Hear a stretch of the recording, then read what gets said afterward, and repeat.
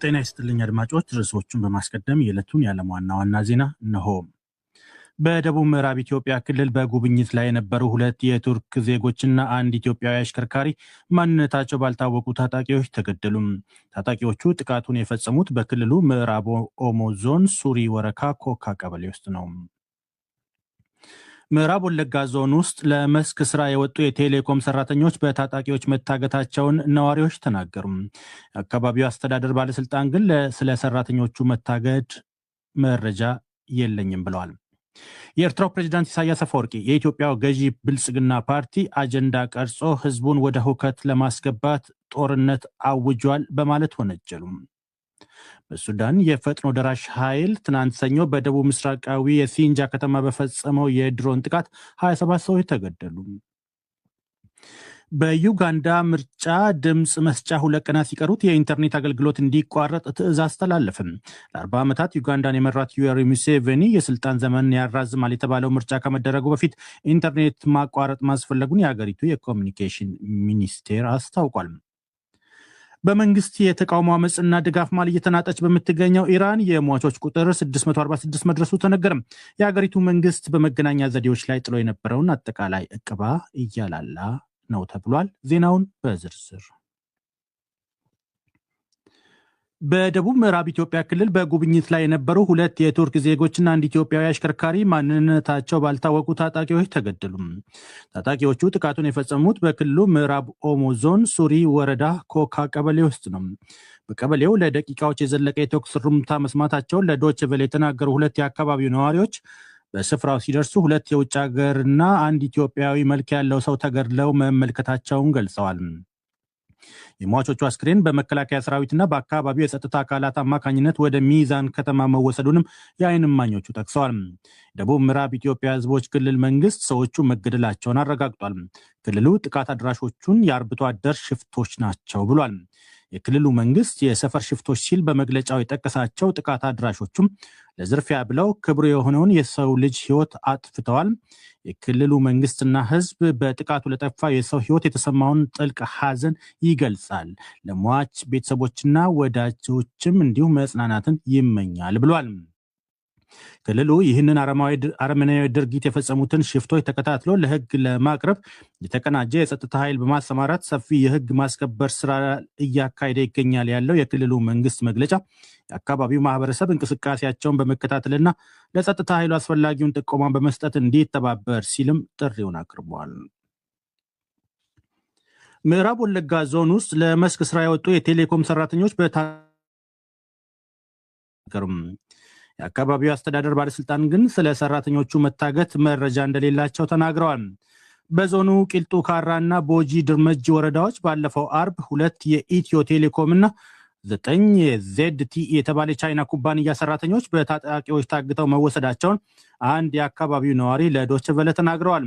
ስማቸው እንዳይገለጽ የጠየቁ የምዕራብ ወለጋ ዞን የኢትዮ ቴሌኮም አንድ ባልደረባ በበኩላቸው 11 ሰራተኞች በስራ ላይ ያሉ በታጣቂዎች ታግተው መወሰዳቸውን አረጋግጠዋል። የሰራተኞቹን መታገት በተመለከተ ዶይቼ ቬለ ማብራሪያ የጠየቃቸው የቂልጡ ካራ ወረዳ አስተዳዳሪ አቶ ሰለሞን መርጋ ግን ስለ ጉዳዩ የሚያውቁት ነገር እንደሌለ ነው የተናገሩት።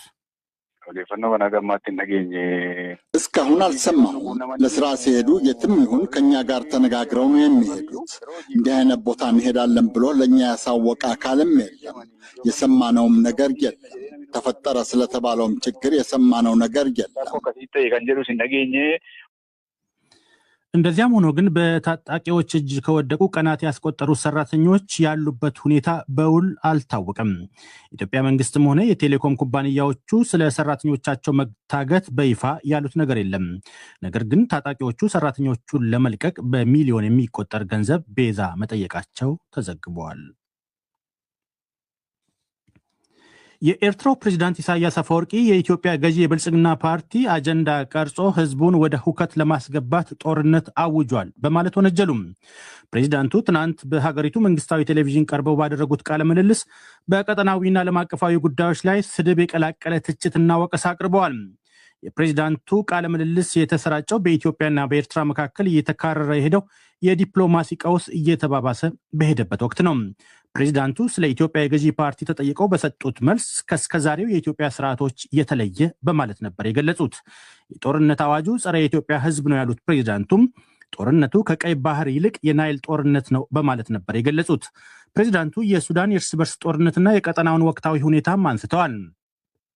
በተጨማሪም ኤርትራ ከአሜሪካ መንግስት ጋር ግንኙነቷን ለማደስ የተደረጉ ጥረቶች አለመስመራቸውን በተመለከተ በአሜሪካ መንግስት ውስጥ የተሰገሰጉ አካላት ያሏቸውን ተጠያቂ ያደረጉበት ንግግራቸውም ተጠቃሽ ነው። ፕሬዚዳንቱ ኢትዮጵያን በተመለከተ ላቀረቡት ክስና ወቀሳ በኢትዮጵያ መንግስት በኩል ይህ ዘገባ እስከተጠናቀረበት ሰዓት ድረስ የተሰጠ ምላሽ የለም። ፕሬዚዳንት ኢሳያስ አፈወርቂ ኤርትራ ከኢትዮጵያ ከተገነጠለች ከጎርጎሮሳዊ ከ1983 ጀምሮ ከ34 ዓመታት በላይ በስልጣን ላይ ይገኛሉ። ይህ ዶይቼ ቬለ ነው። በሱዳን የፈጥኖ ደራሽ ኃይል ትናንት ሰኞ በደቡብ ምስራቃዊዋ የሲንጃ ከተማ በፈጸመው የድሮን ጥቃት 27 ሰዎች ተገደሉ። የቡድኑ ጥቃት የተሰማው በብሔራዊ ጦሩ የሚመራው የሱዳን መንግስት ከ2 ዓመታት በላይ በስደት ከነበረበት ፖርት ሱዳን ወደ ካርቱም መመለሱን ካስታወቀ አንድ ቀን በኋላ የተፈጸመ ነው። በጥቃቱ ከተገደሉ ሰዎች በተጨማሪ 73 ሰዎች መቁሰላቸውን የግዛቲቱ የጤና ባለስልጣናት አስታውቀዋል። የፈጥኖ ደራሹ ቡድን ጥቃት የፈጸመባትና ከመዲናይቱ ካርቱም በ300 ኪሎ ሜትሮች ርቃ የምትገኘውና የሲናር ግዛት ዋና ከተማ የሆነችው ሲንጃ የብሔራዊ ጦሩን ከምስራቃዊ የአገሪቱ ክፍል የምታገናኝ ስልታዊ ከተማ ናት ነው የተባለው። ስማቸው እንዳይገለጽ የጠየቁ የብሔራዊ ጦሩ የመረጃ ምንጭ ለፈረንሳይ ዜና አገልግሎት እንዳሉት የአርኤስኤፍ ሰው አልባ አውሮፕላኖች በሲንጃ በሚገኘው የሰራዊቱ 17ኛ እግረኛ ክፍለ ጦር ዋና መስሪያ ቤት ላይ ያነጣጠሩ ናቸው ብለዋል። በጥቃቱ የዋይት ናይል ግዛት አስተዳዳሪ ለትንሽ ከሞት ማምለጣቸውን የግዛቱ የኮሚኒኬሽን ጽሕፈት ቤት ገልጾ ነገር ግን ጠባቂያቸውና የፕሮቶኮል ኃላፊያቸው የጥቃቱ ሰለባ ከሆኑት ውስጥ ተጠቃሾች ናቸው ብለዋል። በሲጃር ከተማ በፈጥኖ ደራሽ ኃይል የድሮን ጥቃት ሲፈጸምባት ካለፈው የጥቅምት ወር ወዲህ ይህ ለመጀመሪያ ጊዜ ነው። በዩጋንዳ ምርጫ ድምፅ መስጫ 2 ቀናት ሲቀሩት የኢንተርኔት አገልግሎት እንዲቋረጥ ትዕዛዝ ተላለፈ። ለ40 ዓመታት ዩጋንዳን የመሯት ዩዌሪ ሙሴቬኒ የስልጣን ዘመን ያራዝማል የተባለው ምርጫ ከመደረጉ በፊት ኢንተርኔት ማቋረጥ ማስፈለጉን የሀገሪቱ የኮሚኒኬሽን ሚኒስቴር አስታውቋል። ሚኒስቴር መስሪያ ቤቱ ዛሬ ለኢንተርኔት አቅራቢ ኩባንያዎች ጻፈ በተባለ ደብዳቤ የተሳሳቱና የሐሰት መረጃዎች፣ የምርጫ ማጭበርበርና ተዛማጅ ስጋቶች በፍጥነት እንዳይሰራጩ ለመከላከል ኢንተርኔቱን ማቋረጥ አስፈላጊ ሆኖ ተገኝቷል ብሏል። የዩጋንዳ መንግስት ግን በጉዳዩ ላይ በይፋ ያለው ነገር የለም። ነገር ግን የሀገሪቱ መንግስት በባለፈው የጎርጎሮሳውያኑ 2021 ሀገራዊ ምርጫ በተመሳሳይ ኢንተርኔት ተቋርጦ እንደነበር የፈረንሳይ ዜና አገልግሎት ዘግቧል። ባለፈው ሳምንት የዩጋንዳ መንግስት ምርጫውን በተመለከተ ስጋት የሚፈጥሩ የተሳሳቱና የተዛቡ መረጃዎች እስካልተሰራጩ ድረስ ኢንተርኔት እንደማይቋረጥ ቃል ገብቶ ነበር። በመጨረሻም በመንግስት የተቃውሞ አመፅና ድጋፍ መሀል እየተናጠች በምትገኘው ኢራን የሟቾች ቁጥር 646 መድረሱ ተነገረ። የሀገሪቱ መንግስት በመገናኛ ዘዴዎች ላይ ጥሎ የነበረውን አጠቃላይ እቀባም እያላላ ነው ተብሏል። ይህ በእንዲህ እንዳለ ግን ለይፋው የስራ ጉብኝት ህንድ የሚገኙት የጀርመኑ መራሄ መንግስት ፍሬድሪሽ ሜርስ ኢራናውያን ባለስልጣናት ቀኑ እየመሸባቸው ነው ብለዋል። 3ኛ ሳምንቱን የያዘው የተቃውሞ ሰልፍ የኢራን እስላማዊ አብዮት ከተደረገ ወዲህ እጅግ ከፍተኛው ነው ተብሏል። ትናንት ሰኞ የሀገሪቱ ፕሬዚዳንት ሙሱድ ፔዜሽኪያን የተገኙበት መንግስትን የሚደግፍ ግዙፍ ሰልፍ ቢካሄድም ህዝባዊ ተቃውሞ ዛሬም ቀጥሎ እየተደረገ መሆኑን ዘገባዎች አመልክተዋል። መረጃዎች እንደሚያሳዩት ግንኙነት በተቋረጠባት ኢራን የተለያዩ ከተሞች የጸጥታ ኃይሎች በወሰዷቸው እርምጃዎች የተገደሉ ሰዎች ቁጥር ከ2000 በላይ ሊሆን እንደሚችል ነው። ይህ በእንዲህ እንዳለ የኢራን የጸጥታ ኃይሎች ከእስራኤል ጋር ግንኙነት ነበረው ያሉትን የሽብር ቡድን መያዛቸውን አስታውቀዋል። የሀገሪቱ ቴሌቪዥን ዛሬ ቀትር ላይ እንደዘገበው የቡድኑ አባላት በቁጥጥር ስር የዋሉት በደቡብ ምስራቃዊቷ ከተማ ዛሄዳን ውስጥ አሜሪካ ሰራሽ ተቀጣጣይ የጦር መሳሪያዎች ይዘው ነው። የእስራኤል መከላከያ ሰራዊት ስለቀረበበት ክስ ወዲያው መልስ አልሰጠም። በህንድ በጉብኝት ላይ የሚገኙት የጀርመኑ መራሄ መንግስት ፍሬድሪሽ ሜርስ የኢራን መንግስት ባለስልጣናት ጊዜ እያበቃ ነው የሚል ንግግር አድርገዋል። ሜርስ በንግግራቸው አንድ ገዢ አካል በስልጣን ላይ የሚቆየው ሁከትን በመጠቀም ብቻ ከሆነ ውጤታማነቱ ተጠናቋል በማለት ነበር የኢራን ባለስልጣናትን የተቹት። የአውሮፓ ህብረት በበኩሉ የኢራን መንግስት በሰላማዊ ሰዎች ላይ እየፈጸመ ነው ባለው ጥቃት ተጨማሪ ማዕቀቦች ሊጥል እንደሚችል ገልጿል። የአሜሪካው ፕሬዚዳንት አሁን ዘግይቶ በደረሰን ዜና ደግሞ የአሜሪካው ፕሬዚዳንት ዶናልድ ትራምፕ ከኢራን ባለስልጣናት ጋር የሚያደርጉትን ንግግር ማቋረጣቸውን ይፋ አድርገዋል። ለኢራናውያንም የተላከላቸው እርዳታ መንገድ ጀምረዋል ብለዋል። ዝርዝሩን ግን ከመናገር ተቆጥበዋል። ይህ ዶይቼ ቬለ ነው።